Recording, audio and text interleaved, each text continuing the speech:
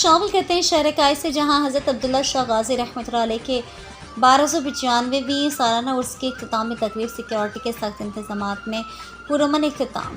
ضلع ساؤتھ حضرت عبداللہ شاہ غازی رحمۃ اللہ علیہ کے 1295ویں سالانہ عرس کی اختتامی تقریب نہایت عقیدت و احترام کے ساتھ منعقد ہوئی، جس میں وزیر اعلیٰ سندھ سید مراد علی شاہ بطور مہمان خصوصی شریک ہوئے۔ اس موقع پر ایس ایس پی ضلع ساؤتھ محسور علی اور ڈپٹی کمشنر ساؤتھ جاوید نبی کھوسو بھی مزار پر موجود رہے اور سیکیورٹی انتظامی امور کا جائزہ لیا۔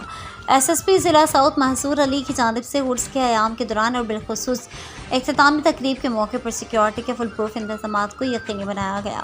مزار کے اطراف پولیس، ریڈ فورس کمانڈوز اور خفیہ اداروں کے اہلکاروں کی بھاری نفری تعینات کی گئی تھی، جبکہ سی سی ٹی وی کیمروں اور کنٹرول روم کے ذریعے مسلسل نگرانی بھی کی جا رہی تھی۔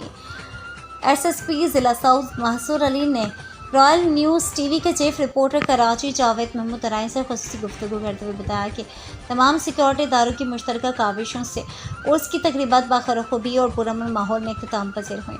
عوام کی جان و مال کے تحفظ کو یقینی بنانے کے لیے تمام تر وسائل پورے کر لائے گئے۔